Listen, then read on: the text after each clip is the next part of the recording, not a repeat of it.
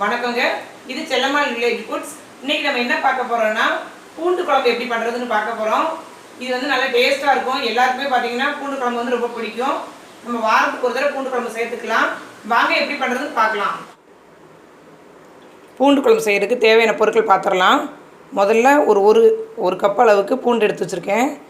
இது பார்த்தீங்கன்னா குழம்பு பூண்டு அல்லது வடை பூண்டுன்னு கேட்டிங்கன்னா கடையிலே தருவாங்க. கொஞ்சம் பெரிய பல்லாக இருக்கும். ரசப்பூடுனா சின்னதாக இருக்கும். ஒரு பழுத்த தக்காளி, ஒரு அரை கப் அளவுக்கு வெங்காயம் எடுத்து வச்சுருக்கேன். சின்ன வெங்காயம் எடுத்துருக்கேன். புளிக்குழம்புகளுக்குலாம் சின்ன வெங்காயம் தான் நல்லாயிருக்கும். அப்புறம் ஒரு எலுமிச்சை சைஸ் புளியை நல்லா நனைய வச்சு எடுத்து வச்சுருக்கேன். நல்லெண்ணெய் வந்து தேவையான அளவு. நல்லெண்ணெய் சேர்த்தா நல்லா மணமாக இருக்கும். இது வந்து புளிக்குழம்பு பொடிங்க. இந்த பொடி வந்து நான் ஒரு 2.5 ஸ்பூன் அளவுக்கு எடுத்து வச்சுருக்கேன். நீங்கள் சாம்பார் பொடி யூஸ் பண்ணுறதா இருந்தால் ஒரு 1.5 ஸ்பூன் அளவுக்கு சாம்பார் பொடியும் ஒரு 1 ஸ்பூன் அளவுக்கு கொத்தமல்லி பொடி எடுத்துக்கலாம். அப்புறம் கருவேப்பிலை, அப்புறம் தாளிக்கிறதுக்கு கடுகு, சீரகம், வெந்தயம், அப்புறம் உப்பு தேவையான அளவு. வாங்க எப்படி பண்ணலான்னு பார்க்கலாம். சூடாயிடுச்சு. இப்போ நல்லெண்ணெய் ஊற்றிக்கலாம். எண்ணெய் கொஞ்சம் அதிகமாகவே சேர்த்துக்கோங்க.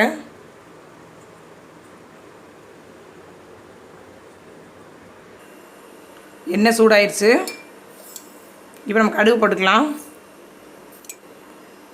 சீரகம், கொஞ்சம் வெந்தயம் சேர்த்துக்கலாம்.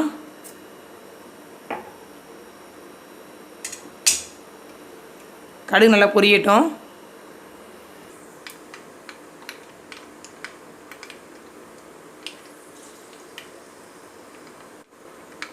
கடுகு வெடிக்க ஆரம்பிச்சிருச்சு. இப்போ கருவேப்பிலை சேர்த்துக்கலாம்.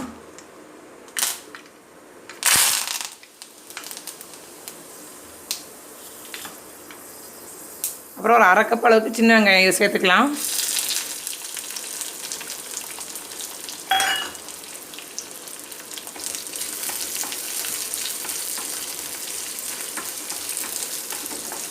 லைட்டாக வதக்கிக்கலாம்.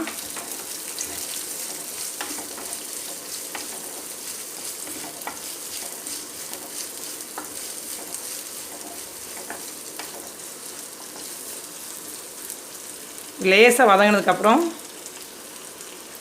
தக்காளி போட்டுக்கலாம்.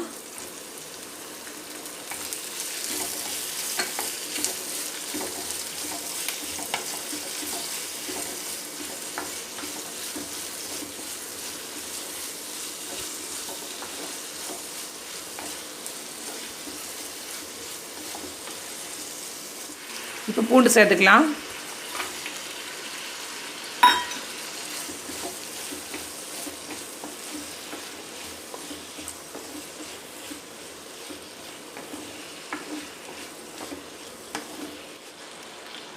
தக்காளி வெங்காயம் வதங்குறதுக்காக கொஞ்சம் உப்பு போட்டுக்கலாம். உப்பு காணலைன்னா கடைசியில் போட்டுக்கலாம். பூண்டு கொஞ்சம் வேகட்டும்.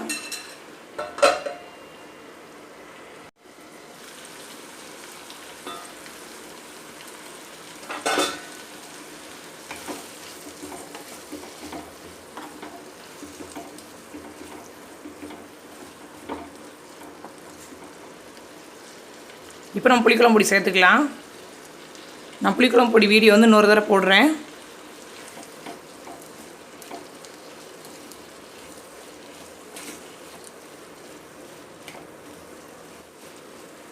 இப்படி பூண்டு வந்து ஒரு அரை வேக்காடாக வெந்ததுக்கப்புறம் நம்ம எடுத்து வச்சுருக்க புளியை நல்லா கரைச்சி ஊற்றிடலாம். ரொம்ப தண்ணியாக இல்லாமல் கொஞ்சம் திக்காகவே ஊற்றணும்.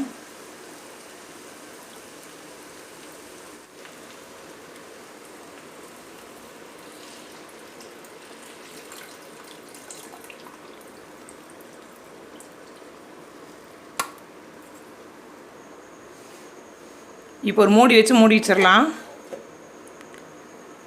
நல்லா ஒரு 5 நிமிஷத்துக்கு மேலே நல்லா கொதிக்கட்டும். அடுப்பு மட்டும் நல்லா குறைச்சி வச்சுருங்க, சிம்மில் வச்சுருங்க. அந்த கொதித்து அந்த முதல்ல ஊற்றின நல்லெண்ணெய் வந்து மேலே மிதந்து வரணும். அந்தளவுக்கு கொதிக்கணும். இப்போ நம்ம மூடி வச்சிடலாம். நம்ம குழம்பு திறந்து பார்க்கலாம்.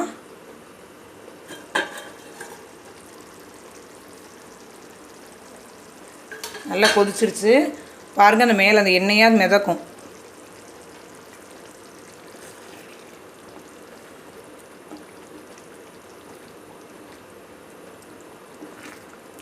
பூண்டுலாம் நல்லா வெந்திருக்கு.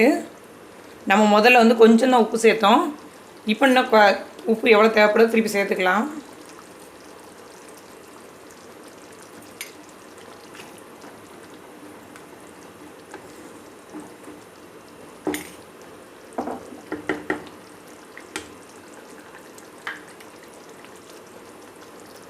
அவ்வளோதாங்க. நம்ம இப்போ அடுப்பு ஆஃப் பண்ணிடலாம். அவ்வளோதாங்க, ரொம்ப ஈஸியான பூண்டு குழம்பு ரெடி ஆயிடுச்சு. நீங்களும் இதை வீட்டில் ட்ரை பண்ணி பாருங்கள். பூண்டு வந்து பொதுவாக இதயத்துக்கு ரொம்ப நல்லது. அதே மாதிரி வாயு தொல்லைகளுக்கெல்லாம் பூண்டு வந்து நம்ம வாரத்துக்கு ஒரு தான் சேர்த்துக்கலாம். பூண்டு சட்னி, பூண்டு குழம்பு இப்படி ஏதாவது ஒரு மூலம் சேர்த்துக்கலாம். நீங்கள் இதை வீட்டில் ட்ரை பண்ணி பாருங்கள்.